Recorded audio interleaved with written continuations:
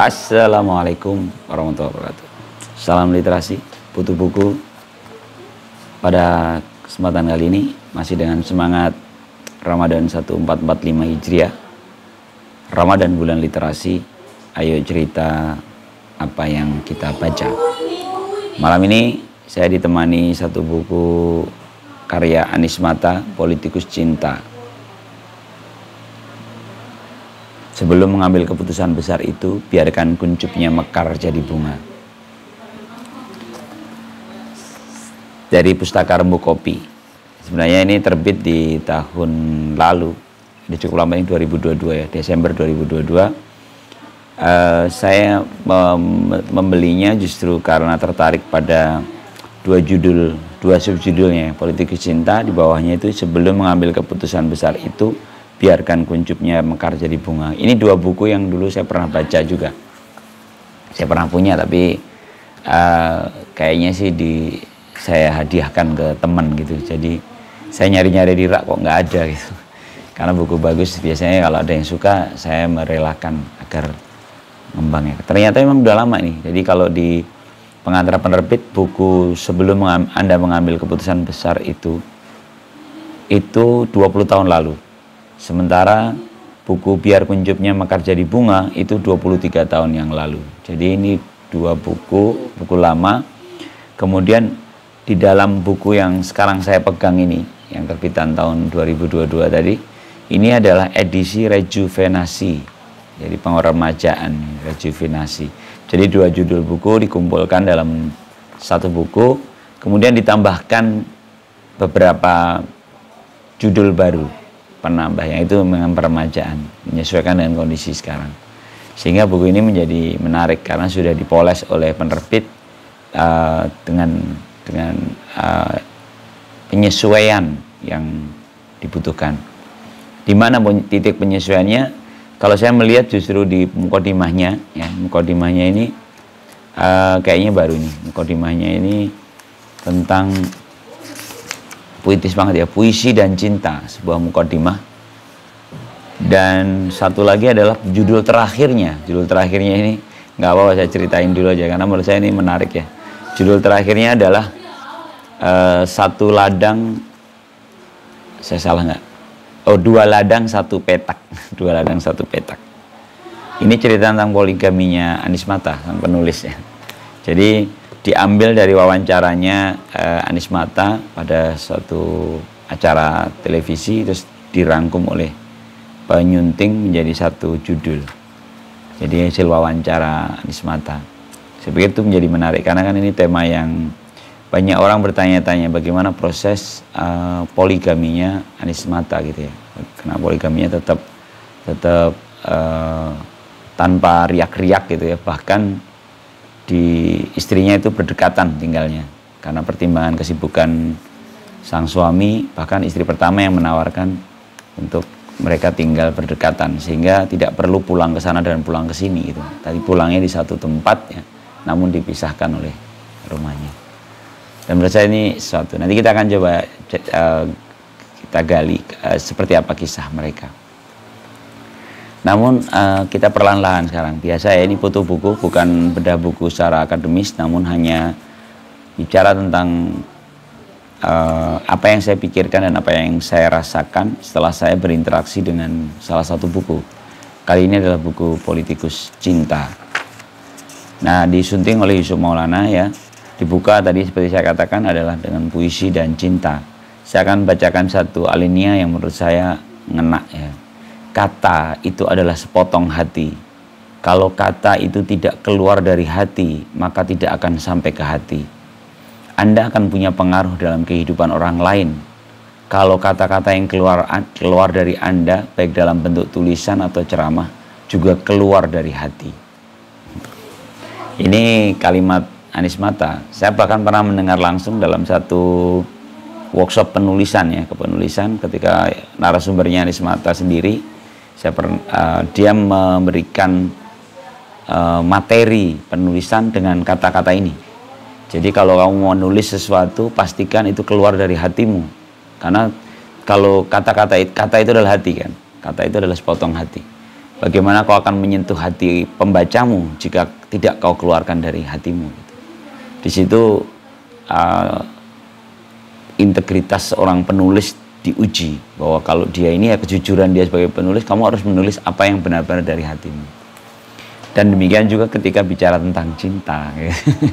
Cinta itu benar-benar dari di Mukadimah ini Anies Mata mengakui, yani menulis sebuah pengakuan bahwa sangat menyukai sastra termasuk puisi ya. Bahkan dia menukil di Mukadimahnya ini satu penggalan puisi Aku dari Khairil Anwar, dinukil dengan indah, yang luka dan bisa aku bawa berlari, berlari hingga hilang pedih perih. Ngeri ya, ada luka, ada bisa dibawa berlari. Ya, ini bahkan ada juga yang dia nukil satu bait dari puisi Anies Mata sendiri. Begitulah cinta, ia ditakdirkan jadi kata tanpa benda, tak terlihat, hanya terasa, tapi dahsyat. Ini puisi Anies Mata sendiri ya. Bagaimana menerjemahkan cinta dalam kehidupan seorang Anies Mata. Oke, itu ya. Jadi mencintai adalah satu proses memberi, ya, mengubah hidup orang lain menjadi lebih baik. Tetapi mengubah hidup orang itu tidak berarti membatasi pilihan hidupnya. Mengubah hidup orang itu maksudnya adalah membuat dia tumbuh seperti bunga.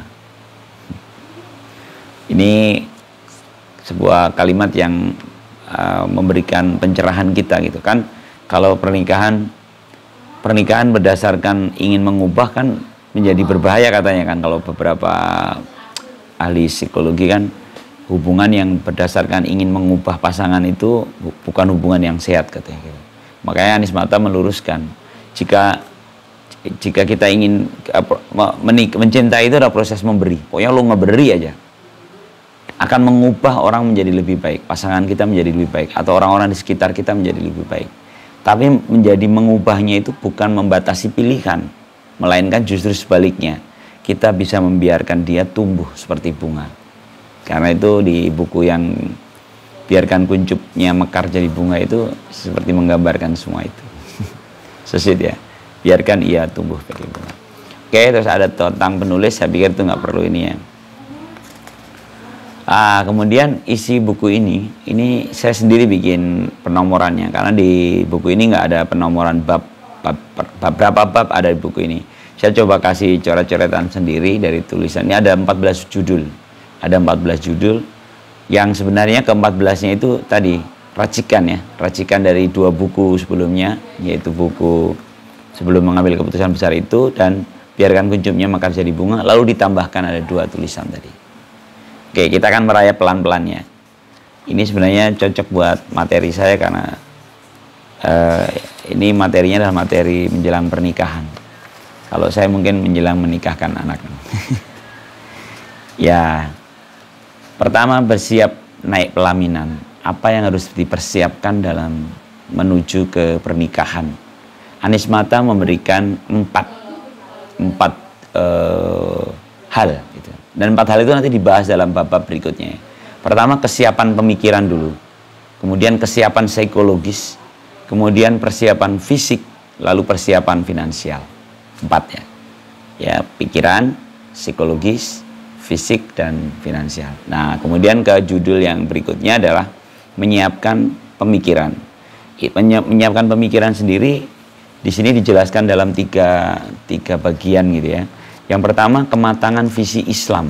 Jadi harus matang. Seorang kalau mau menikah, maka dia harus matang dulu visi keislamannya. Anies Mata di sini mengingatkan penggalan ayat dalam surat Al-Baqarah, la ikroha fiddin, tidak ada paksaan dalam beragama. Artinya agama itu diakses dengan pikiran yang jelas, clear di sini, bukan dipaksa. Makanya saya suka ini dengan istilah menerjemahkan ya, menafsiri kata paksaan itu dengan mengakses agama dengan pikiran yang jelas. Demikian juga halnya ketika kita akan menjalani satu pernikahan, maka tentu harus clear Gua menjalani ini karena dengan pikiran yang jelas. Sehingga kerelaan itu dibangun pada pemahaman yang utuh atas perihal pernikahan ini. Menurut saya ini wow. Kemudian yang kedua, kematangan visi kepribadian. Jadi setelah visi keislaman, ini kan melebar ya, makro ya. Jadi gua menikah karena agama menginginkan ini gitu kan. Lalu kita ke dalam kepribadian. Ini menarik karena di sini di dalam bab ini diceritakan beberapa konflik recik-recik dalam pernikahan. Dan ada petuah nasihat seorang Umar bin Khattab, seorang yang sangat garang dalam pertempuran, tegas dalam memimpin, tapi dia seorang suami yang bahkan menasihati jadilah menjadi bayi di depan istrimu. Jadi justru lembut di dalamnya, di rumahnya dia justru lembut. Konon kan ada sahabat yang dimarahin istrinya terus dia mau curhat sama khalifah gitu. Dan ternyata waktu mau datang ke rumah, ternyata khalifah sedang di tanda petik kata-kata istrinya yang keras gitu ke dia, dan Umar diam saja gitu. Sehingga dia terus nggak jadi, wah ini kayaknya sama aja nih, mau minta nasihat, yang mau dimintain nasihat ternyata kalah sama istrinya gitu ya. Tapi akhirnya si sahabat ini bertanya juga, kenapa begitu ya khalifah gitu. Ya Amirul Mukminin, kenapa engkau begitu sabar dengan istrimu yang keras, yang cerewet lah gitu ya. Terus kata Umar, sesungguhnya dia sudah memberikan banyak kebaikan padaku. Jadi hal-hal kata-kata buruk yang dia katakan itu tidak sebanding dengan kebaikan yang telah dia berikan ke saya. Wow, so sweet ya. Ini sweetnya Umar bin Khattab. Lalu itu diceritain beberapa penjelasan yang cukup dalam gitu tentang bagaimana matang secara visi kepribadian. Tapi saya tertarik pada kalimat, ini Anies Mata yang menuliskan, bagaimana pada akhirnya kita memiliki kepercayaan, percaya kepada orang lain itu apa adanya. Jadi jangan terlalu idealis ya. Di sini diceritakan bagaimana memberikan kriteria istrinya gini terlalu banyak. Padahal ujung-ujungnya ini adalah perkara kita bisa mempercayai orang lain apa adanya dalam kondisi yang ada. Jadi nggak ideal, tapi ya mungkin kita harus bisa menerima itu. Nah, yang ketiga adalah kematangan fisik pekerjaan. Visi pekerjaan, kata tadi visi keislaman, visi pribadi, visi pekerjaan. Ketika bicara visi pekerjaan, Anies Mata membubuhkan penjelasan akan dijelaskan lebih dalam pada kesiapan finansial. Jadi skip dulu. Oke, kita sekarang ke kesiapan psikologis. Kesiapan psikologis ini tentu masalah kejiwaan. Di tulisan ini, di kesiapan psikologis, mungkin teman-teman langsung kebayang ya, oh ya, memang menikah butuh persiapan psikologis ya, kematangan jiwa seorang calon mempelai tentu harus dipenuhi kan. Namun ada penjelasan yang menarik dari Anies Mata. Dia membukanya dengan demikian. Jika kita membagi waktu menjadi 3, waktu individu, waktu sosial, dan waktu sejarah, maka pernikahan adalah saat dimana waktu sosial dan mungkin waktu sejarah mulai mengintervensi waktu individu. Menurut saya ini penjelasan yang menarik. Jadi kalau kita bilang, kalau masih sendiri kan semua seolah-olah ini masalah individu gitu ya. Tapi ketika kita menikah, nanti ada aspek sosial yang masuk ke kita. Tiba-tiba ada tata krama, tiba-tiba ada pola hubung antar keluarga, dan tiba-tiba bagaimana kita bersikap pada mertua, bagaimana bersikap dengan keluarga besar, dan sebagainya. Tiba-tiba dia mengintervensi waktu individu kita. Nah, disinilah membutuhkan kesiapan psikologis. Terlebih kalau dia menjabat jabatan publik, maka dia ini waktu sejarah mulai masuk. Waktu sejarah ini waktu yang lebih panjang lagi. Bagaimana kita berperan dalam sejarah yang akan kita tuliskan, sejarah masa depan kita. Nah, di sini ada catatan yang orang yang tidak matang secara psikologis ya, akan menyebabkan banyak masalah keluarga saat dia menikah. Ini iya banget sih. Gue setelah menikah berpuluhan tahun itu menyadari bahwa ternyata hal-hal yang mungkin menjadi tanda petik masalah setelah saya menjalani pernikahan itu banyak hal karena masalah-masalah psikologis saya pribadi yang belum selesai. Jadi belum matang gitu. Kan masing-masing kita pasti punya luka psikologis. Dan saya pikir ini jangan malu untuk datang ke psikolog ya.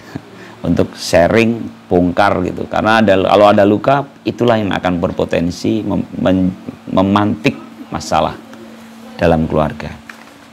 Oke, itu adalah kesiapan psikologis. Lalu berikutnya, yang keempat adalah kematangan fisik. Jadi di sini menarik, kematangan fisik ini sampai dituliskan fenomena puber kedua. Itu kan masalah fisik semuanya. Harus perlu disiasati. Lalu Anies Mata menunjukkan mengapa olahraga yang disarankan Rasulullah dalam hadisnya justru berkuda, berenang, dan memanah. Menurut Anies Mata ini mengingatkan kita pada 3 kecakapan yang harus dimiliki, yaitu kekuatan, kecepatan, dan kejelian. Jadi semestinya kalau mau tingkatkan di situ. Tingkatkan di 3 itu ya, kekuatan, kecepatan, dan kejelian. Lalu ada hadis yang luar biasa ya, ketika Rasulullah mengatakan sebaik-baik orang adalah yang paling baik memperlakukan istrinya, dan sesungguhnya sayalah orang yang terbaik memperlakukan istri, kata Rasulullah. Luar biasa. Oke, itu sampai ke tulisan yang nomor 4. Kemudian tulisan yang berikutnya adalah kesiapan finansial. Tadi kan sempat kita jeda ya, ketika pembahasan tentang visi pekerjaan, yaitu dibahas dalam kesiapan finansial ya. Ini dijelaskan beberapa penjelasan tentang seringkali ya orang-orang yang merasa religius itu memahami takdir dan sebagainya itu dengan cara yang jadi agak menggampangkan gitu ya. Seolah-olah sudahlah nanti akan rezekinya. Lalu dia tidak menyiapkan secara rasional gitu, secara realis gitu. Tidak realis gitu. Sehingga bukan tidak, mungkin kurang realis gitu. Sehingga sebelum menikah itu mestinya calon mempelai itu mengerti bagaimana dia mencari uang. Itu harus disepakati.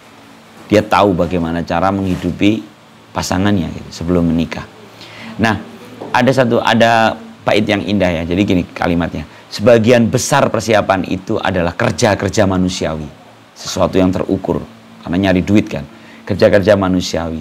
Langit seperti kata Umar bin Khattab tidak akan menurunkan emas. Jadi justru kita yang harus mencari.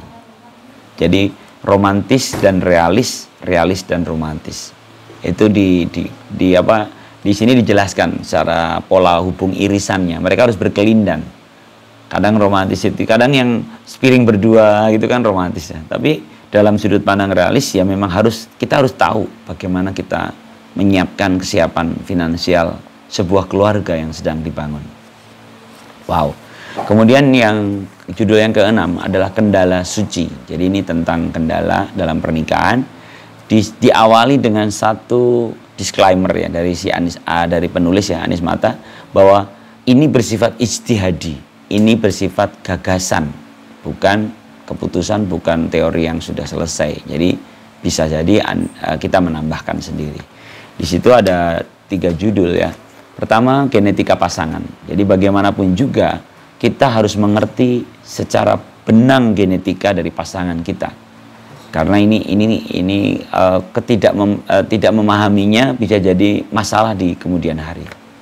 Tentu tidak terlalu ngunci ya, wah ini gini, atau malah justru melihat dari suku mana itu kan sebenarnya kalau itu jelas terjawab oleh ayatnya kan. Bahkan kita berbangsa-bangsa untuk saling mengenal gitu. Jadi perbedaan suku itu justru menjadi poin lebih ya.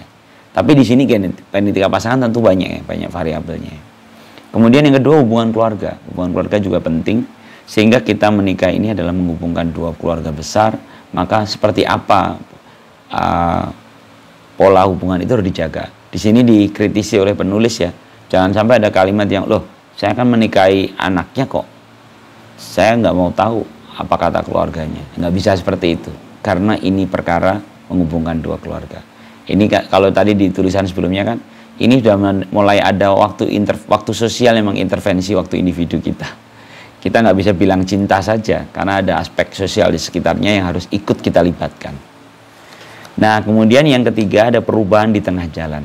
Jadi setelah ada genetika, hubungan keluarga kita pertimbangkan, ternyata di jalan itu kan bisa jadi ada perubahan. Nah, kalau bicara perubahan kan jadi rumit nih, ya kan? Karena itu di tulisan ini disampaikan, diingatkan ada kaidah, harus memahami kaidah yang pertama, tidak ada kematangan yang ideal. Jadi jangan nungguin kematang. Wah, aku belum matang nih, belum matang. Nggak bisa begitu. Kematangan tuh nggak ada yang ideal. Terus bergerak. Karena itu butuh yang kedua. Yang kedua adalah pendidikan atas diri sendiri harus berlangsung sampai mati. Jadi kalau bahasa tarbawinya itu tarbiyatu dzatiyah, ya, tarbiyah dzatiyah. Pendidikan atas diri sendiri itu harus berlangsung di tulul amal, tulul hayah, di sepanjang hidup kita. Karena apa? Karena perubahan itu, ya tadi, karena perubahan di tengah jalan itu pasti terjadi karena kematangan ideal itu tidak ada. Jadi kita selalu tumbuh. Jadi pendidikan atas diri nggak boleh berhenti. Diingatkan dalam satu di alinea terakhirnya dalam bab ini ya, waktu merupakan salah satu bagian dari proses solusi. Jadi sebenarnya kita punya rencana-rencana solusi yang panjang lebar, tapi jangan lupa ada variabel waktu yang merupakan salah satu bagian, bisa jadi penentu dari proses solusi itu. Keren ya. Kemudian judul yang ketujuh, bagaimana menghadirkan kebahagiaan. Tentu sebuah keluarga dibangun pada akhirnya berharap meraih kebahagiaan. Tapi bagaimana kebahagiaan itu didapat?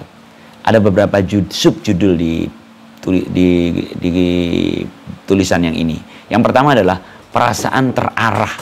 Jadi sebuah pernikahan itu memberikan perasaan terarah karena kita tahu mau ke mana gitu. Jadi menciptakan keutuhan pribadi seseorang itu karena memiliki perasaan terarah. Anies Mata menarik mundur contohnya pada bagaimana Islam turun. Bagaimana dakwah Islam itu dimulai di 13 tahun pertama di Mekah. Temanya itu hanya berkutat pada iman pada Allah, iman pada hari akhir, iman pada Rasul. Dan ketiganya ini adalah bicara tentang misi, arah kehidupan. Terlebih ketika bicara iman pada Allah dan hari akhir. Ini kan goyah ya, tujuan utama. Ditaruh dulu di kepala kita, kita mau ke mana. Itu 13 tahun loh dakwahnya ya. Makanya memang ini menjadi penting gitu. Nah, poin yang berikutnya adalah selain perasaan terarah, yang kedua adalah keharmonisan. Keharmonisan ini bicara tentang keselarasan antara Tuhan, orang lain, dan alam. Jadi hubungan kita dengan Tuhan, hubungan kita dengan orang lain, hubungan kita dengan alam, lingkungan, itu harus harmonis. Kemudian yang ketiga, tadi apa? Perasaan terarah, keharmonisan, lalu konsistensi, konsisten, istiqomah bahasa intinya. Dan istiqomah ini, konsisten ini hanya dimiliki jika ada satu, kekuatan akal, kita punya dasar pemikiran yang kuat. Kedua, kekuatan kehendak, azam, keinginan yang kuat gitu ya, kehendak.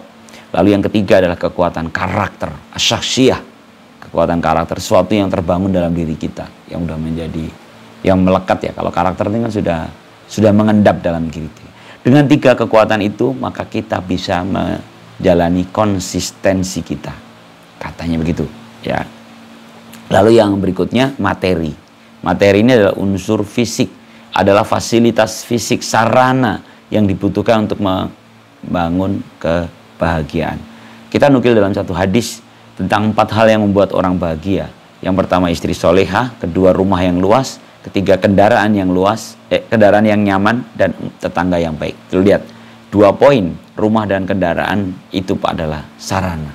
Jadi sarana itu tetap penting, ya, menjadi bagian dari bagaimana membangun kebahagiaan. Kemudian judul yang berikutnya adalah rumah tangga harmonis. Ya, di sini dibahas tentang bagaimana akar pertengkaran itu apa, bagaimana punya kebutuhan untuk memberi.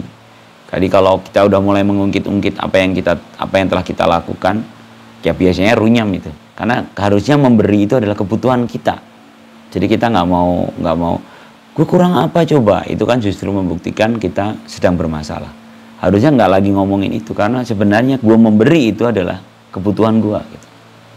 Dan yang kedua ada, yang ketiga adalah situasi kepribadian. Jadi ada akar masalah, akar pertengkaran, kebutuhan pemberi, dan situasi kepribadian. Ini dijelaskan dalam judul rumah tangga yang harmonis.